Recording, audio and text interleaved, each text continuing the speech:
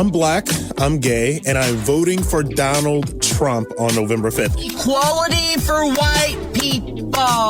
If that triggered you in any way, you're an anti-white racist. Minorities have affirmative action, diversity quotas, special months of the year. White people have is getting called racist by militant leftists. This is the truth. We all know this is the truth, but some of y'all choose to pretend as though minorities are under attack in America and everyone's against minorities and da-da-da-da-da. Y'all know that modern day white people are actually the oppressed ones. Aaron Ralston went to Utah, and honestly that's a horror story in a sentence in itself. But he didn't go to attack a convoy of immigrants, resulting in 120 men, women and children being rushed to the finish line of life. Yes, that is a real thing that happened. He went mountain climbing. But what was supposed to be a thrilling expedition turned into a nightmare when his right arm was pinned down by a boulder. Make matters worse, nobody even knew that he was mountain climbing. So the chance of someone stumbling upon him or hearing his hollers for help was thin as Kate Upton. Thus he began what was a 5-day Sisyphusian effort of extricating his arm from beneath the boulder.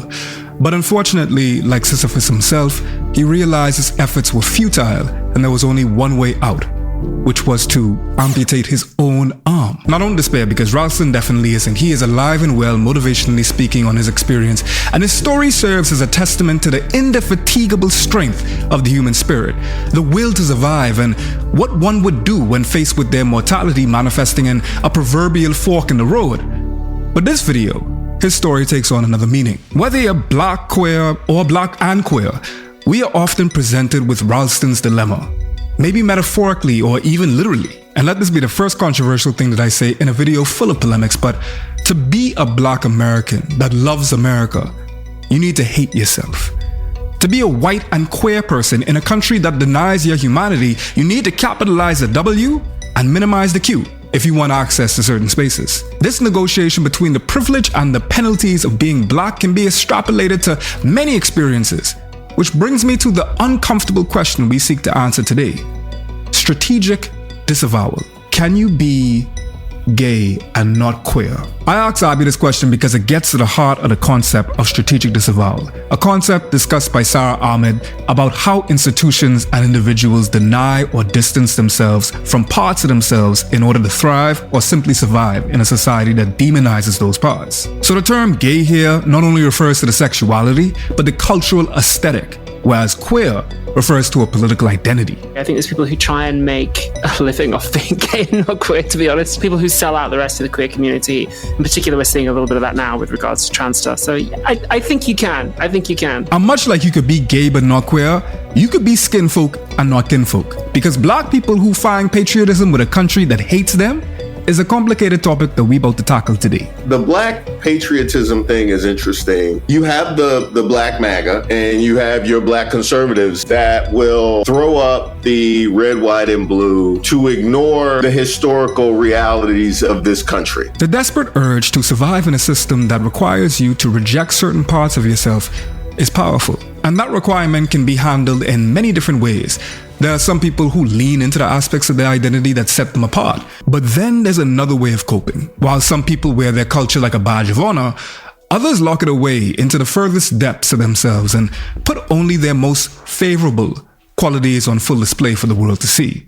The passing of the black or Jewish American who leans into that privilege as a way to reap the benefits of it. The women who fight on behalf of their oppressors to limit their own gender's rights. And the gay black man who has the negrosity to get up on goddamn YouTube and proudly align themselves with people who wouldn't so much as spit on him had he been on fire. This is why I think that I get more hate from, well, I get equal amounts of hate from the black community and the gay community. I do not say LGBTQ. I am not LGBTQ. I don't even know what that is. Like, I'm a gay dude. I don't think this man could fit any more distancing language, even if he tried. I mean, he's literally trying to separate himself so far from black and queer folk that he's physically putting his hands up and trying to push us away. Equal amounts of hate from the black community. Even if he wasn't verbally saying the quiet part out loud, his body language is speaking volumes. Think of one single, openly gay or lesbian celebrity that is pro-Trump. There's very few of them. I would count, but I'm a social media celebrity. I'm not, these drag queens running out here, or the Queer Eye guys, the one that's running around with the beard and the dress and all that stuff, saying, yes, queen, vote for Kamala Harris. Like, that's what it is right now. And celebrity is a very generous term here, because the person that we're talking about is Rob Smith. He's a black, gay veteran who also happens to be extremely right-wing and vocal about it online. And it's true. He has built a pretty sizable following that focuses on this so-called contradiction in his identity on YouTube and his other outlet, the Can't Cancel Rob Smith podcast. And you really gotta hear some of the caca that has come out this man's mouth. So I'm gonna give you a preview so that you can get to know Rob a little bit better.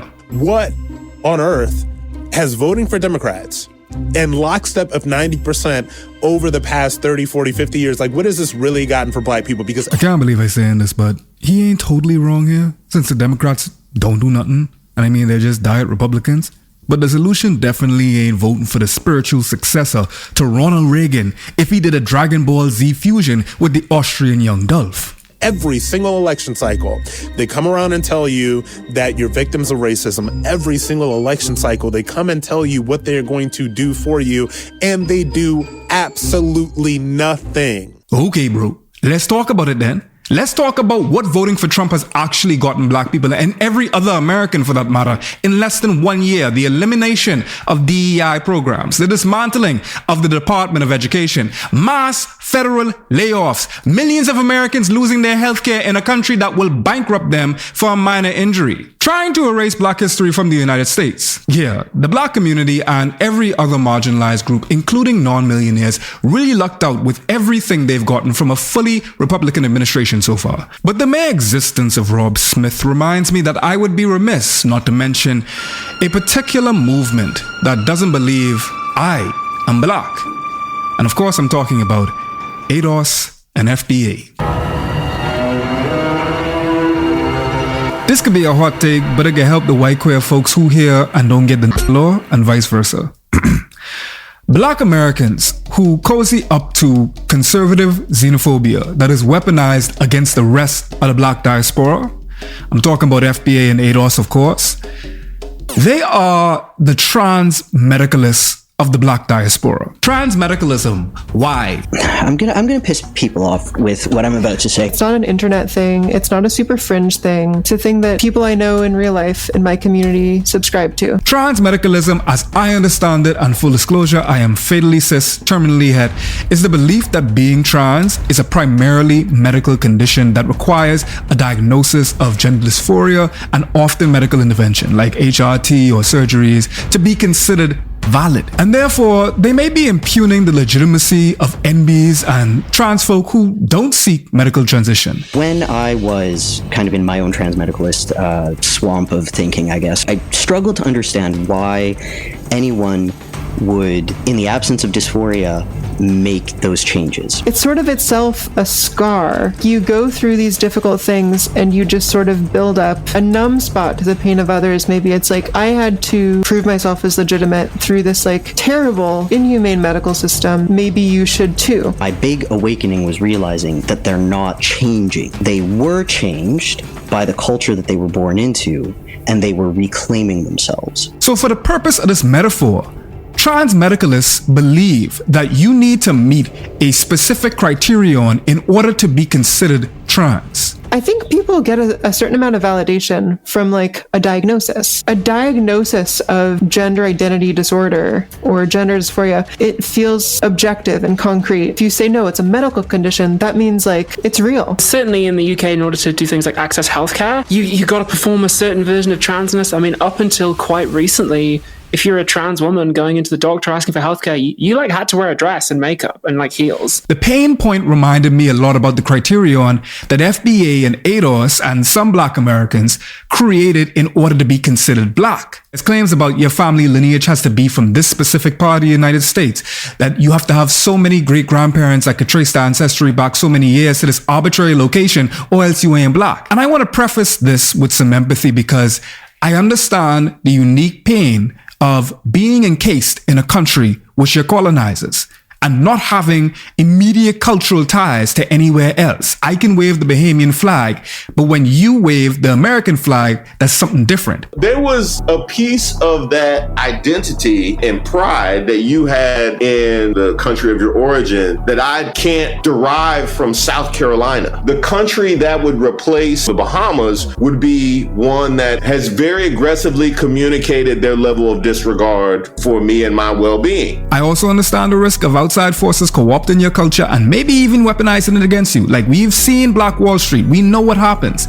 I think there's a long-standing grievance that a lot of Black Americans have for being the raft upon which other groups can ride to added enfranchisement. Let's call it that. Much like I gather that trans medicalists see MBs and the spectrum of gender as parallel to the pain of gender dysphoria so intense that the only solution is medical intervention. I get the pain points, but to claim that one experience is more valid than the other is colonizer speak, straight up. I get that it feels like security. It feels like, oh, here's what we can prove and stuff. But it's like, look, when you play the house's game, the house always wins, you know? I live in Britain, where transmedicalism has always been used as a tool to deny us healthcare. It's always been a tool to restrict the number of people who can transition in my country. While anti-blackness is universal and colonialism as well as slavery has touched every corner of the Black diaspora, Black folks that immigrate to the States don't always have the same hang-up as their Black American counterparts because they haven't had to live in a place where their home is hostile to their experience. So I empathize with the unique pain and plight of the Black American. But the way that FBA and ADOS have taken their pain and directed it towards the rest of the Black diaspora is doing the CIA's job for them. Ronald Reagan out there doing cartwheels in his grave while the FBI is on autopilot because we have become our own colonizers. And the end product is the racoonery that is Rob Smith. Because Rob claims that he is the real forward-thinking one, that he is not bound by the confines of sexuality and race. All it takes is listening to him talk for just about a couple minutes and you'll realize real quick what this guy is actually about. Assimilation. So I was on a set a few years ago. I made a joke about being too tall. And one of the other actors I was with, actually, was a good friend of mine, Nicholas Pinnock, who's a bloody good actor. He said, yeah, you're not tall. You're statuesque. And I said, yeah, like Michelangelo's David, a big statue of a man with a dick and balls. First he laughed. And then he said, very seriously, I'll never forget this. He laughed and then he said, you got to stop doing that. And I was like, yeah, man, you're right. I do. Yeah, I got to stop making a joke out of it. I've got to stop making myself a joke. And I've got to remember that, like, I'm allowed to be here. I auditioned to be here. I'm allowed to be here as much as anyone else is. One of my favorite quotes from Frantz Fanon that hit close to home and near the bone is that the Black man wants to be white. And this is Rob Smith. He is dying to get in the club. Every video is digging into Democrats or Black people or immigrants or folks in the LGBTQAI+, all for a Hail Mary 3-point shot from across the court to get accepted by white Republicans. Make no mistake about it though, this type of forced queer inclusion is conditional. Sure, white queerness can be American, so long as it affirms their agenda at every turn. When it comes to don't ask, don't tell, it's basically saying, like, you can be violent, warmongering monsters too. And then from there, you get the pinkwashing aspect of it, where it's like, we're so inclusive, we even let our women murder brown people. Be it the military, capitalism, or tighten up the border. If your gayness, your blackness, or anything can help them to that end, you're in. I can't bring myself to forgive a trans person for going into the army, even if they have reasons for it. I don't think it's like morally neutral to go into the army because otherwise you'd be working at McDonald's. I know it sucks, but I think it's better than not, like, killing people is just where I'm at. The moment you stop serving your purpose, and I mean the second you don't fit into their role that they've carved out for you, as soon as you start tap dancing off beat, you go back to being just another other. And that's terrifying. Especially for someone like Rob, who has created a career off of being a... And you know, when it comes down to it, I almost feel badly for people who set parts of themselves on fire as a way to stay warm in the cold world like this. Because to be charitable for a second, I don't necessarily think that it's done out of a genuine hatred for oneself. Totally. I think it's actually a survival strategy.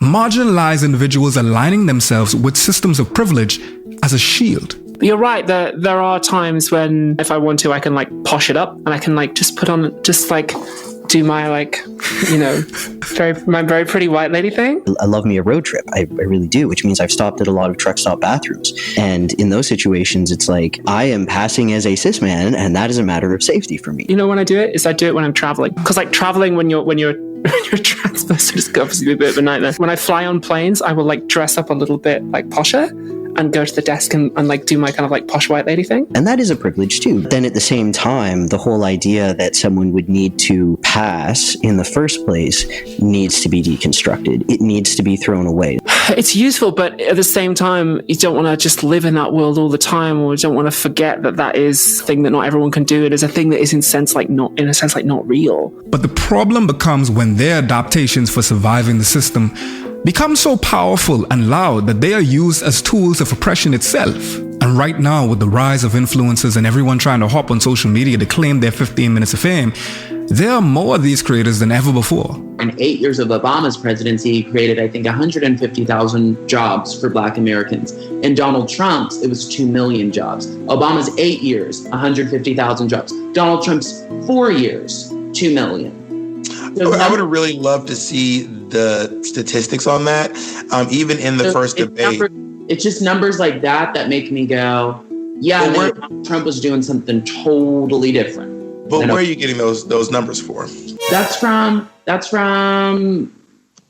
I mean, you can find it on a .gov website. You know, I'm constantly being told that Trump hates gay people and that he's homophobic. But if that's the case, why is there a growing segment of gay people who actually like him and are going to support him in this 2024 election? Don't worry, Amir. Stick around, because we got to answer that question real soon. Even the folks that aren't trying to build a platform on this wave are doing major damage for the chance to fit in. Republicans in general have been stereotyped into this sexist, homophobic, racist, all the things that they, you know, throw at Trump every single day, and it's just not true. When you actually follow the context of what Trump's actually said in the past, none of it's true. Nestor Moto Jr. checks all the boxes of a Democratic voter. He's a young, gay, college-educated person of color living in California. And the LGBTQ community votes overwhelmingly Democratic. But Nestor is a Republican. It is easier to be Republican and tell them like, hey, I'm gay, than it is to tell like the gay community like, oh, I'm Republican and I support Trump or whatever you want to call it. Mr. Trump, he doesn't look at the world through rose-colored glasses. He looks and sees it for as it is. The man did nothing wrong except sleep with a prostitute and give her some extra money. Shut up! Shut up! Yeah. Well, I'm gay and I love Trump. Shut the fuck up. And these types may seem like a drop in the bucket, but the truth is that conservatives like Rob Smith, who are abandoning pieces of their identity to fit the mold that white Republicans want, are making real horrifying impacts on the United States. You bunch of losers! Besides the blurry remnants of acceptance and privilege, there are a lot of enticing reasons to step into the role of minority poster child. To start off, money, attention, and acclaim. I mean, let's be real here. Rob Smith and other creators like him are trying to work the algorithm. As a YouTuber myself, the motivation is as clear as day. I'll be the first to admit that I'm not exempt from this practice either. Some folks that are watching me right now are probably watching me in this capacity where I have to be a particular type of blackness, this foreign Caribbean accent that is telling you the things that you may very well want to hear as a progressive. But for guys like Rob Smith without such integrity, they know that being a gay black conservative could rock them up tons of views. And in a world where views mean money, views mean esteem, views mean power. What was the percentage of black men that voted for Kamala Harris? Kamala won 78% of black men's vote. 92% of black women's vote. If you just base it on the For You page, you would think that all of us was voting for Trump. They even be feeding me Black MAGA content on Officer Tatum. Like, why would you even give me Cartier family? Like, why would you even give me this? I think there do seem to be like financial and media incentives towards being a sort of token or being being somebody who like sells the rest of your community out. Definitely you can get speaking gigs that way. You know, you can get invited on stage at CPAC or whatever. Or I don't know what the sort of British equivalent of that would be. Anti-trans lobbying in Europe has spent over $1 billion in recent years. To take people behind the wall of a creator when you're trying to figure out exactly how you want to show up and how you want to express yourself, part of that is viability. What are the spaces that I can occupy? And Black conservative has been one that continues to be open. There is a trans creator who's known for shitting on trans people. The name you'd know. She was emailing another trans person who I know saying, you got to get me out. You got to get me out of this. It's a bit of a tragedy because that creator who shits on her own community is still going.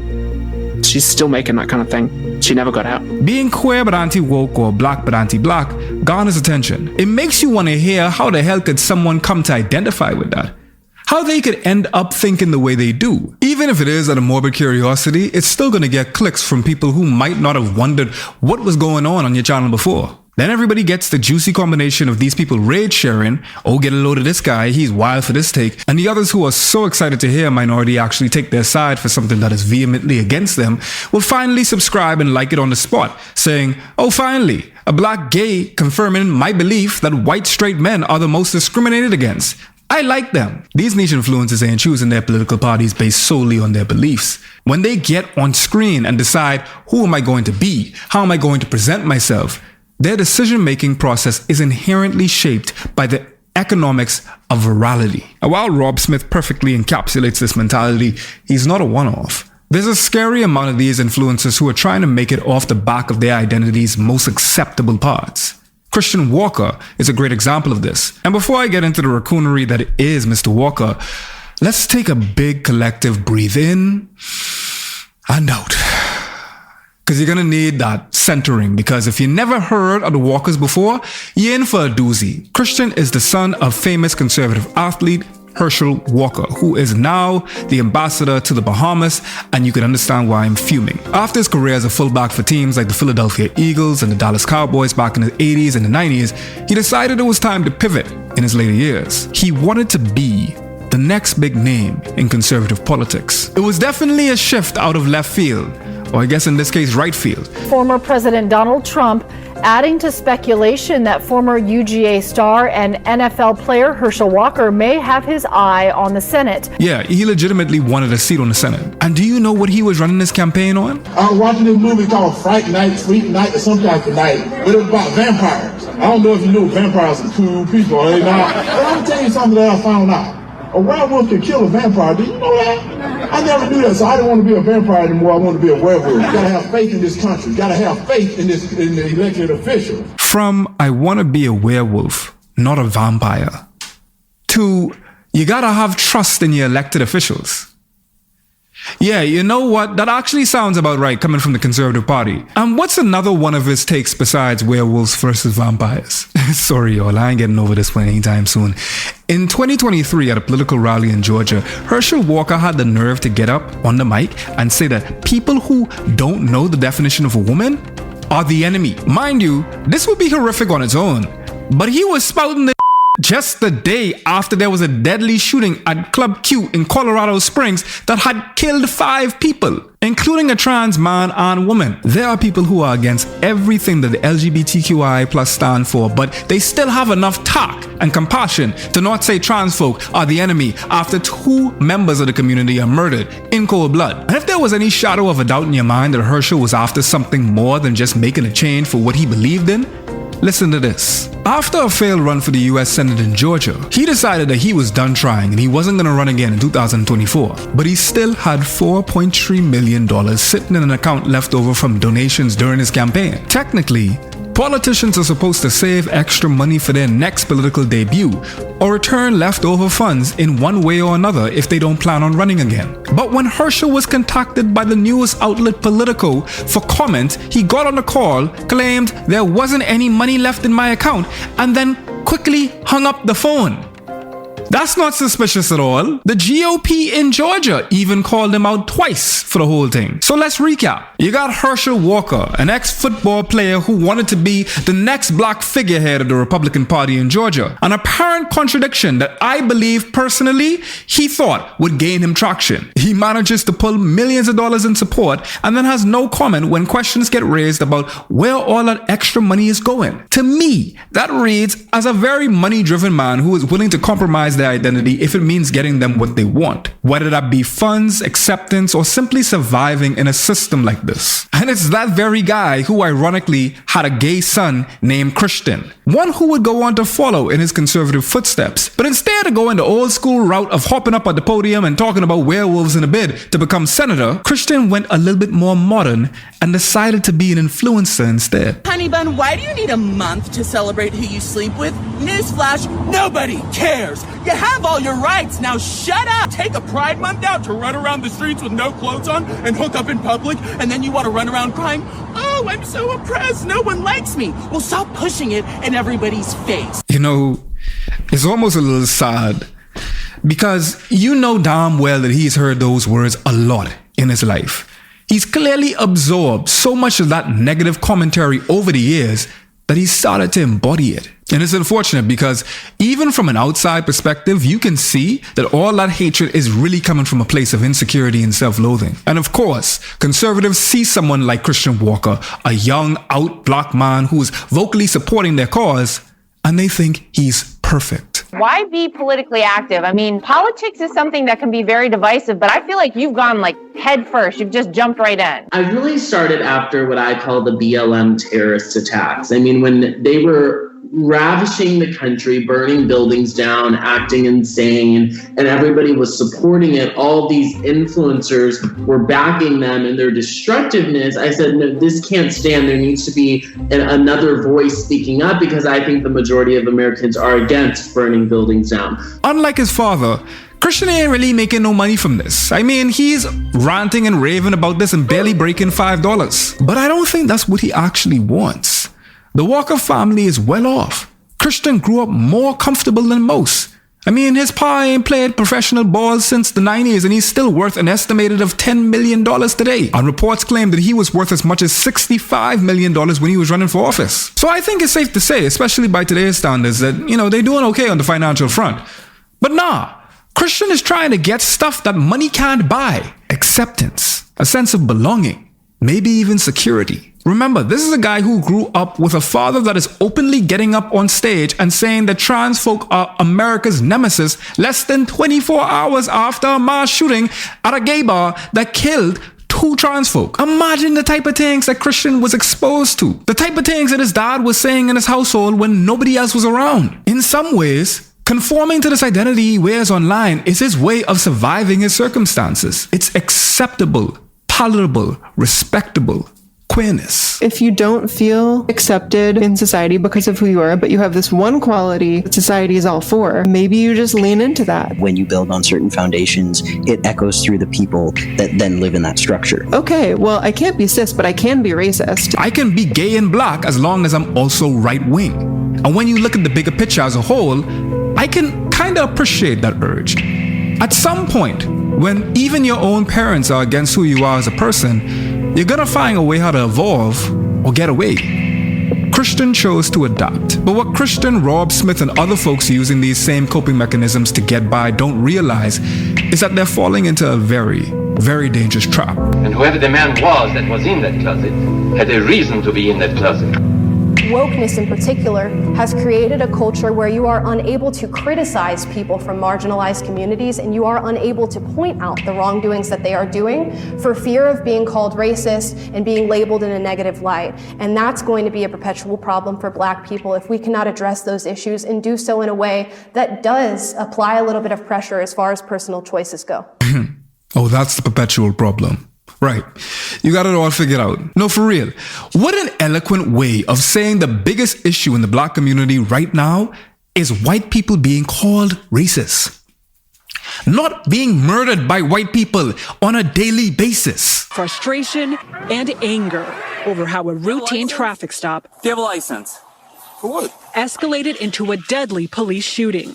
Housing discrimination has left a devastating legacy in the United States. The restrictions on people of color from purchasing property have denied entire generations lasting wealth. Not having limited to no access to mental and physical health services. It's definitely sad, but it's also scary to just feel that powerless. We know that Lily is going to get better care with a white father than she is with a black mother. That knowledge is not just John's opinion. There is disparity in care based on skin color and dozens of studies that prove it. Or underfunded schools. When I walk down this, I feel like I'm in a prison. I know, right? Doesn't it? Why would your kids want to come here when it looks like you're in a prison? Spend any time at all walking the halls of Baltimore's Franklin High with Cindy Smith. No AC, you can feel it. And you get a lesson in math that doesn't add up. So this is a floor that's actually collapsing. Look along the wall. You can see it's dropped 2, maybe even 3 inches. This, folks, is an actual lab for high school students. People attend lab in this classroom. Or black mothers being 3 times more likely to die during pregnancy than white ones. The sudden death of Olympic sprinter Tori Bowie at age 32 sent shockwaves around the world. Once known as the world's fastest woman, Bowie died at her Florida home from complications of childbirth. Or just straight up, unambiguous, and in your face, violent racism. Thursday evening, 29-year-old Kimberly Sochia and 21-year-old Thomas Eves were arrested and charged for the murder of Sam Nordquist. The suspect count now reaching 7 in total. The Ontario County DA shared with News 8 earlier today, the deeper their office gets into their investigation, the more disturbing it becomes. The Georgia family who owns the home under construction that's now part of the investigation into the shooting of an unarmed young black man a block away is now sharing video after video, some showing this unidentified person who began visiting the property in October and took nothing, who the homeowners now believe may have been coming onto the property for water. And these security camera videos showing a white couple showing children from the neighborhood. All kinds of people who the homeowners tell us were looking around, took nothing, didn't raise the neighbors' suspicions, and certainly weren't killed weeks later. Travis McMichael and his father, Greg, a former police officer, are charged with murdering 25-year-old Ahmaud Arbery, seen here being killed in the street on February 23rd in Brunswick, Georgia. This person is Amala. She's a mixed-race, anti-woke, conservative influencer who was raised in a very liberal household. Her ma was an activist and she spent a lot of her childhood attending campaign groups that her ma was a part of. But it was here, hanging around all these leftist activists, that Amala says she experienced rampant, casual, anti-white racism. Yep, no need to get your ears checked. White racism. Those were the words that came out of my mouth. And at some point down the line, this perception of the environment around her altered her thinking, and she began to follow the teachings of Thomas Sowell, claiming that she was a free thinker, above race politics and wholeheartedly against wokeness. She flipped. And there's an obvious reason why. You want to elevate, you have to elevate within the confines of capitalism. The mechanisms that are most available to you to elevate yourself and survive entail utilizing a lot of the methods of exploitation. It's actually beneficial for you to have Black successors to point to, because that allows you to make the case of how the system actually isn't rigged and look at what's possible. You see, for multiracial conservatives like Amala, performing model behavior becomes a sort of currency. It's as valuable as cold, hard cash, maybe even more valuable. It's like credit. This ain't no new sort of thing neither. The myth of the model minority is rooted in stereotypes, and it's been used to perpetuate a specific narrative about certain groups of people for a long time. I want you over my house cutting my grass like you're supposed to be. Well, too bad for you, because I just took another job. And even though they don't pay hardly nothing, working for white folks look way better on my resume. Damn it, this is the 4th week in a row you cancel on me. The yard looks like a jungle. Well, Tim, you 3 vine swingers should feel right at home. I'll be there when the white man don't need me no more. And let this be yet another reminder that no matter how much money you got, you still just He's a satirical example of this. He's a blatantly self-hating black man who longs to be accepted by white people, even if it comes at his own expense. Or the guy with albinism from Black Lightning. Big lip bug-eyed nappy-headed Nimrod. These are fictional characters, but I know some fellas that are like this in real life. And these small minority stereotypes aren't just for black folks. Look at all of the generalities in Asian American households. Asian American children are categorized as geniuses or musical prodigies. Mothers are dubbed tiger moms who mercilessly push their children to perform better and work harder. And a household's fathers are expected to hold prestigious jobs in STEM industries like medicine or accounting, but still never manage to be in a position of leadership or authority. They're polite, quiet, courteous, law-abiding, more successful than others. This is a stereotype, no doubt, but leaning into these sorts of expectations can be a way to survive in a system built against you, whether you're aware of it or not. So let's say you're someone like Amala, a mixed-race person who is perceived by society as black, who resents their Nigerian father for being absent after her parents divorced when she was just 6 years old. And as a child of divorced parents, I understand that is a very difficult thing to go through, and I empathize with her. So I don't want to downplay that reality. But what I'm saying is that the way that this has shaped her outlook and general personality as an influencer is very apparent. And that's not me saying that. She's very free with these opinions on her channel. My parents got divorced when I was around 6 years old, and suddenly I was just seeing my father less and less. Weekly visits became monthly visits, became talking to each other once a year. That was my new normal, familiar strangers. To be honest, it didn't really affect me that much. One parent was enough, but I would come to find out later in life that I happened to be super lucky. Not because I didn't need anything from my dad or that there was nothing that he could truly give me, but because I managed to escape some of the horrific outcomes that can be attached to growing up with an absent father. I'm not necessarily sure that that's true, because unfortunately from where I'm sitting, it feels like the brewing animosity for her father and the need to fit into the predominantly white area around her slowly but surely resulted in distancing herself from her black identity as much as she could. Let me break down the psychology of it real quick. Apart from race and all that to set the scene, when a child is in the middle of a tumultuous split up, it's not uncommon for us to align with one parent and simultaneously reject the other. It's a way to cope with the anxiety that knowing that your parent, someone you're supposed to rely on and trust, is unwanted, disliked, or even despised by your other parent who you also love and respect. Suddenly one of them is good and the next one is bad.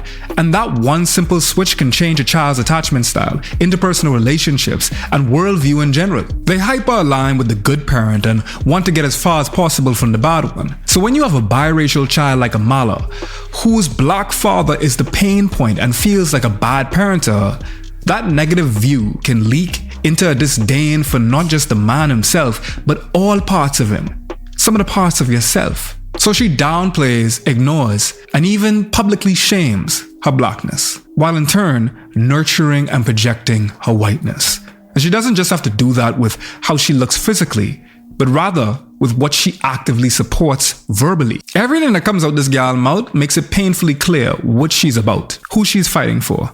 I'm just not sure if the reasoning is as clear. But regardless of the motivation, the act of a black woman getting out there and saying, "You're right, I think it's black people's own fault and they should get it together," is not an impactless act. Amala has turned her childhood into the poster story of the fatherless black family for conservatives, the one that Christian Walker himself has proudly proclaimed a refrain. I stayed silent as the atrocities committed against my mom were downplayed. I stayed silent when it came out that my father, Herschel Walker, had all these random kids across the country, none of whom he raised.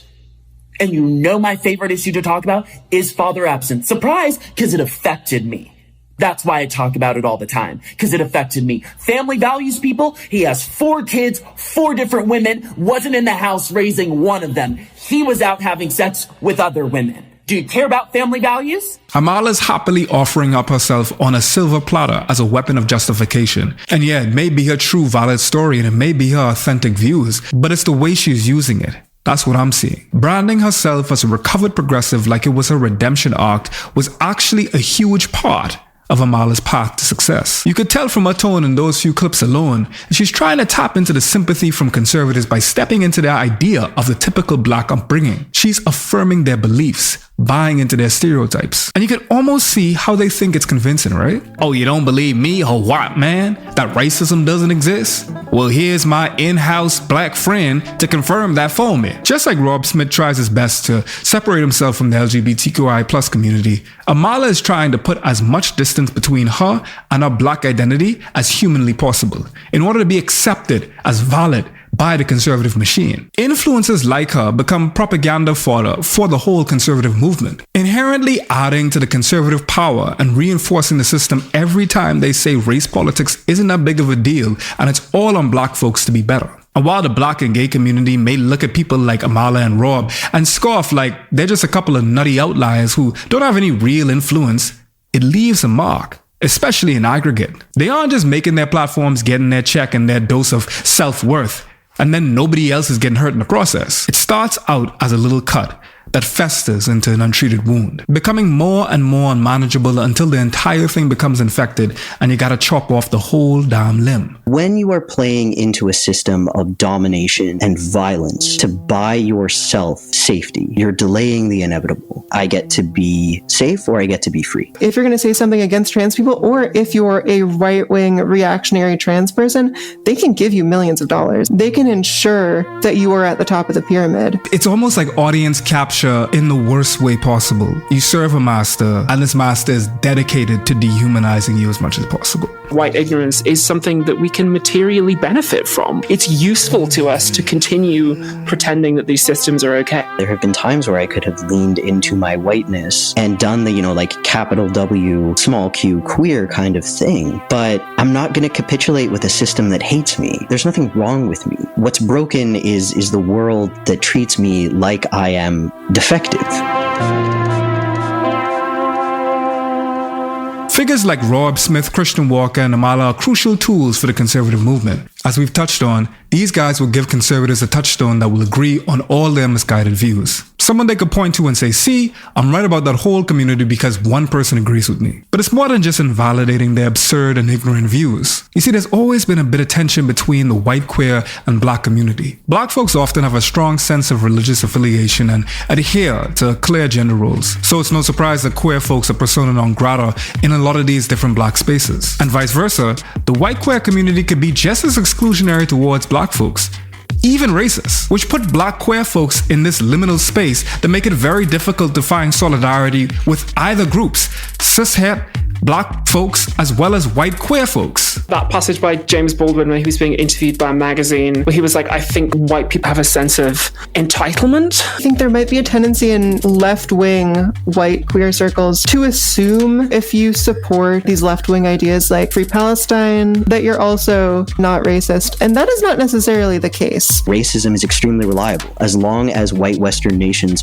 hold power, racism is a very reliable way to make sure that you are not under the imperial boot. When I went to school, they told all of us, boys, you are the future rulers of the world. They actually said that. And I was just like, well, I'm not sure about the boys part, but the rest of that sounds pretty good. I had times in my life where I got really defensive in discussions of racism and colonization and all of these constructs that created this bubble of power and safety. And I think when you're a queer person, you have internalized a lot of self-hatred. Or a trans person, or a white trans person who had their ha-ha Nazi phase. Where that phase comes from for a lot of people is that they want to not even necessarily eradicate other people, they're trying to eradicate themselves. I'm a white trans woman who's also like pretty much a lesbian. So before I transitioned, as far as anyone knew, like a cishet white guy, I was like fucking top of the pile as far as anyone knew. Now, the experience of actually being closeted and having to play that role is deeply unpleasant, but I got some material benefits out of it. When I made my transition, suddenly all the institutions of my country started treating me very differently. It used to be the case that when I walked down the street, people stepped out of the way. Now I walk down the street and people walk into me. When you are accustomed to being treated as a human being for most of your life on account of being white, when people don't treat you like one, there's this sense of like aggrieved entitlement and the sense of like, there must be some mistake here. There must have been some kind of aberration. The system must in some sense have fouled up and we'll just need to get that corrected.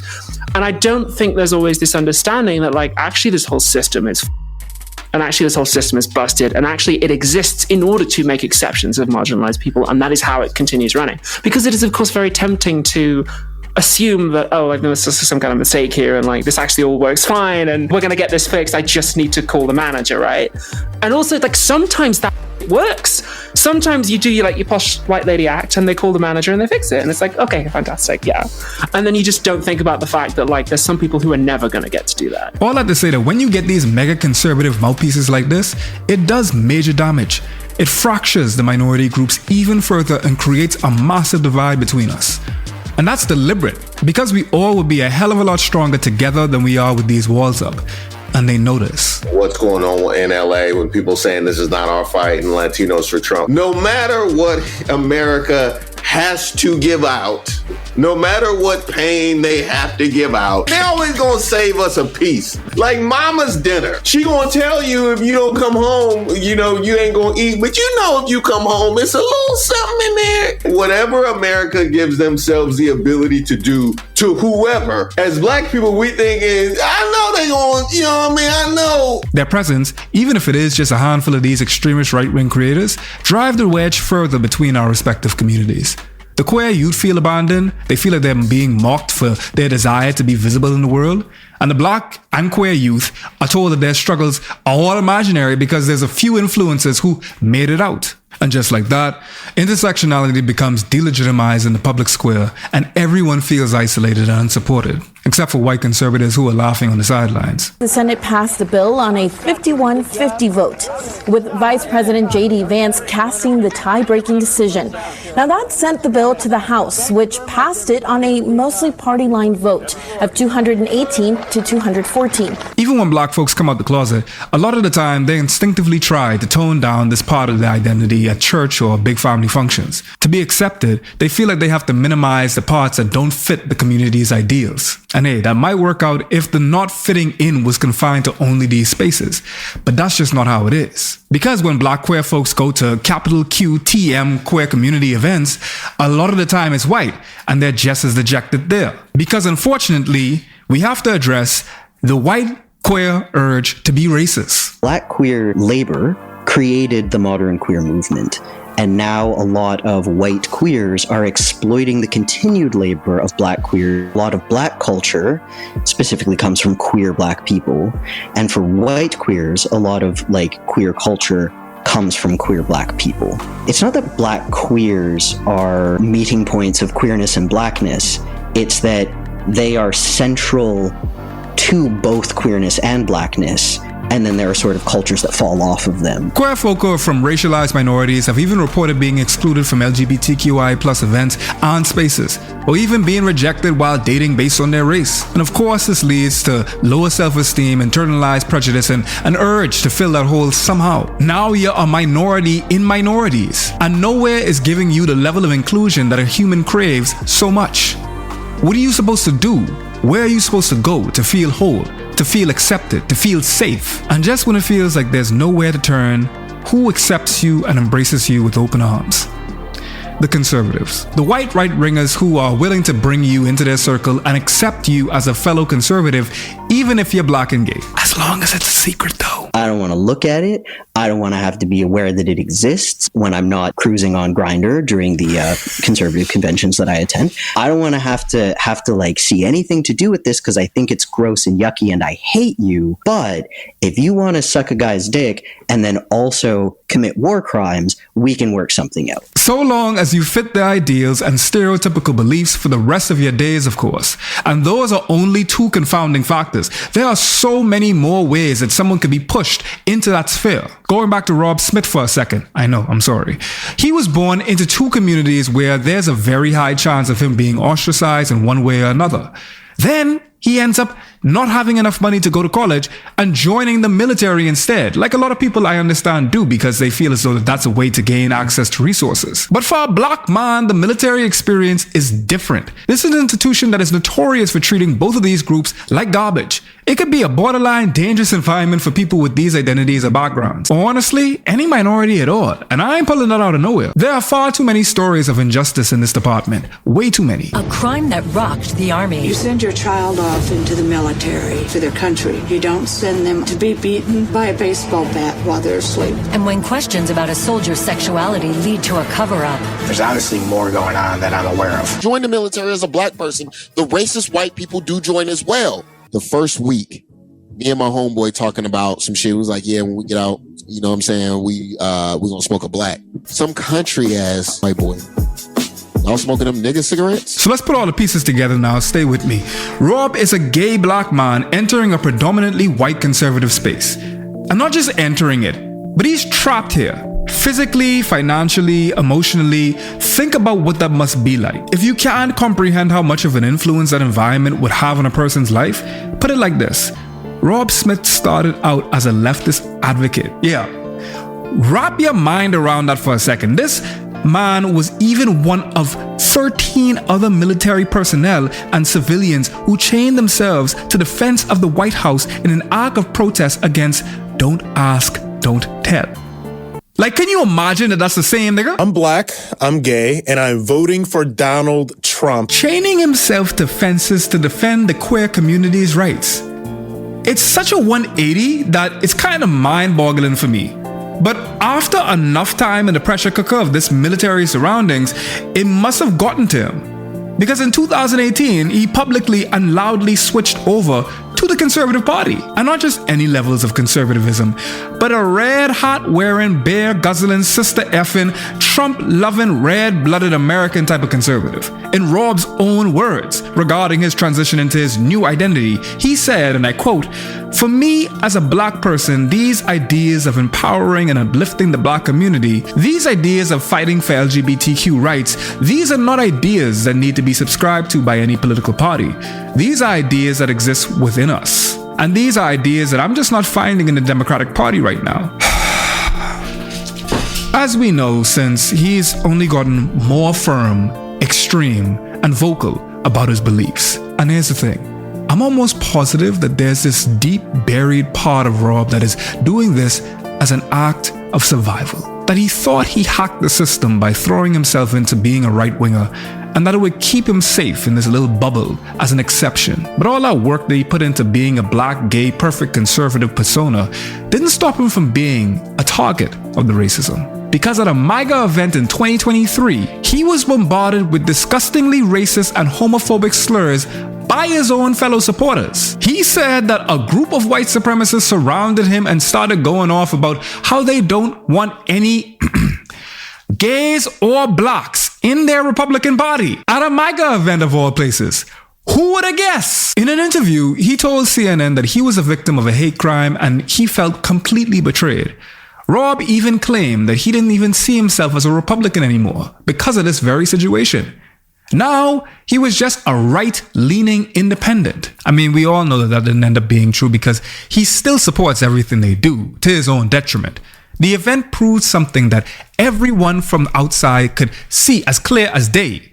Rob was nothing to them. He was exposable. His commentary, his support as a black gay man, that was valuable. But as an individual, worthless. And look, experiencing a hate crime and a realization like that was no doubt earth-shattering for Rob. And I can appreciate that. I love a good character arc, but I still got a couple things to say about it. 1, don't go climbing into a tiger cage expecting to be accepted and then be shocked when you get mauled. And 2, even if you're done with the Republican Party, so to speak, that doesn't mean everything you've done just disappears. Even if Rob had publicly disavowed conservatives and all the hatred he regurgitated over the years, which he didn't, by the way, he only got upset after he experienced a dose of what he thought he was exempt from. It wouldn't undo everything he's done. Like I've been hammering home this whole time, this type of behavior makes a real impact when someone has such a platform. Sure, it's one thing if someone is just coasting through their own life like this. At least it's confined to their own world. But to create a wider narrative online and make yourself a public figure in the name of the whole movement, that's different. That sticks. Even though someone like Rob might want to bow out the second he encounters a taste of the environment he's contributed to, it's far too late. It's out there. And every single... I do not say LGBTQ. I am not LGBTQ. I don't even know what that is. Like, I'm a gay dude. And... everyone feels othered and marginalized and oppressed. Or... honey bun, why do you need a month to celebrate who you sleep with? Newsflash, nobody cares. It's like slathering on another layer of concrete. Building up the system, making it stronger, turning it into an impenetrable fortress that would need a whole army to make just a crack in the walls. Every comment, every video, every one of these free-thinking influencers, They're just reinforcing the system of oppression until it feels impossible to tear down. And I'm convinced that they don't know the gravity of their words. They think they could just say whatever they want to say and it just evaporates into the universe. That they could sell their soul and use their voice as currency for conservatism, and nothing tangible would really come from it on a larger scale. Or maybe they never thought of it at all because they're far too focused on trying to survive. At least that's what I gotta tell myself to protect my own mental health. Because if these folks truly understood what their words and platform were doing to the world, that they'd hurry up and shut them. This goes far beyond splintering solidarity within minority communities themselves. That's only the first layer of the problems. It gets much worse when you look at how it's evolving the system for the worse as a whole. Think about it on a smaller scale for a second. Let's throw it back to the school days and say that there was a big bully in your class, right? You know, the type that always has some nasty comments to say and just wants to ruin someone's day at the top of the morning. And finally, one day you get fed up and start calling them out on their behavior. A teacher even gets involved and it looks like things are maybe about to get fixed. But then the bully's friend, someone who would have been a prime target for him if he wasn't so loyal and useful, jumps in and says it's not true. They call you a liar and you're just creating a problem out of nowhere. Just like that, you lose your credibility and nothing changes. The bully can just go on doing the same thing, and even worse, they can now point to their homie to legitimize it. Maybe they'll even ramp up their behavior knowing that they could get away with it. Now that's a watered down example, but when conservatives deliberately use these marginalized communities to support their cause as a way to appear fair, they're using that similar technique, just on a much larger, more harmful scale. These influencers allow the all-powerful system of politics and society as a whole to claim it has changed and it's totally inclusive without actually reforming anything. It's a mirage, an illusion. It's a never-ending cycle, and all you need is a couple of these showpieces to keep the whole thing going on. We can't possibly be homophobic. Look at Rob Smith. Amala agrees with us, so we're obviously not racist. Even Christian Walker says that pride is too gay. It's just a throwaway line. It's a priceless tool. And it's not just about policies and laws and things we can physically point to as discriminatory, even though that's a huge part coming into play here. It's also the impact on the human psyche as a whole. This type of discourse gets inside your mind and festers, especially if you're young and still developing your perception of yourself and the world around you. I mean, think about it. If you're a young black queer kid online and you see someone like Christian or Rob calling your identities or beliefs up to the chopping block and delegitimizing them on a public stage and getting a check, a following, and a respect for it, it's gonna leave a mark. It's gonna change the way that you think about the world, what you think is right, how you think you should act, or even who you are. The bigger these controversially conservative public figures become, the more all this becomes normalized. It becomes normal to reject the complexity of human beings. And make no mistake about it, while these guys' takes might sound like nails on chalkboard to us, there are people out here who are absolutely lopping this type of content up. I mean, Amala's got 2.4 million subscribers on YouTube right now. Her most popular videos gets millions of views, and of course, they're all attacking either trans folk or black folk or black trans folk. Over on Instagram, Rob Smith has 270,000 followers. And you already know that Christian Walker is up on TikTok running his mouth and he got 1.6 million followers. Although, to be fair to him, he's kind of moved away from being an obviously conservative platform and switched it up a little bit so that he could be a little bit more covert. He realized that his normal style wasn't getting him the traction that he wanted, and he switched things up just a tad. So as of late, he's been trying to build an audience of straight women, and honestly, he's doing a good job at it because some of these takes kind of come across to be valid. A man is supposed to add to your life. So when you're feeling depleted, when you're going crazy, when you feel like you're losing your character over a man, you have a parasite in your life, not a man. Like, it almost had me nodding along in agreement, even though I still have no idea why he has to scream at me in every single video. I am right here. I can hear you. But let me put my conspiracy hat on for just a minute. I think the real reason he's out here trying to give advice and kiki with all the straight gal-dem about their relationships is so that he could get their attention. You know, that video and all this sort of content is going to end up right on the For You page of all the straight women out there. He has a semi-coherent take, they think he's funny and blunt, and they follow him. Then he could easily slip a wild take in there, and you'll be none the wiser. Men are supposed to work. If he's not working for you, you don't have a man, you have a slug. A lot of women do this crap of stepping in and becoming the man when they're with a man who lacks balls. Oh, I really like him. Let me put in all the work. Let me text him first a million times. Let me pay for stuff. Let me plan the dates. Baby, you've become the man. man. It's a strategy that's gotten him and folks like him 84 million likes and made us reach even that farther. And that's a concerning thing that's worried me while making this video. This kind of influence is getting sneaky about how they build their platform. They're getting better at it. And that means it's only going to be going on more and more and more, on more screens, molding people's minds, self-image, and behavior. Other people are starting to think if those influences can become successful by ignoring or even trashing their identity, why can't I? They start to believe that maybe you're right. Maybe it isn't the system's fault, or there isn't really any discrimination going on and you're just not working hard enough. Maybe it's you that needs to change, to be better, to work harder, more disciplined, to be less gay, to be less black. And then seemingly out of nowhere, it's no longer us against them. Nah, man, the call coming from inside the house is us against us. Because the only thing more powerful than forcing someone to do something is getting inside their mind and making them think it's their own decision. That's the power of internalized oppression. That combination of upholding regressive politics and infecting the minds of the public with rampant internalized oppression is devastating. It's a feedback loop that feels impossible to escape. And you might think that I'm being hyperbolic here and I'm making a mountain out of a molehill, but I'm not. This is some deep stuff. And at the end of the day, it really boils down to the fact that these influences, these conservative groups, the system as a whole, they're deciding who gets to exist. Homonationalism is a trap, and it's got its hooks deep into the United States. This isn't just about Christian, Rob, Amala, Candace Owens. Like it usually is when it comes to people pushing a narrative for their own success or benefit, it speaks to a larger issue at play.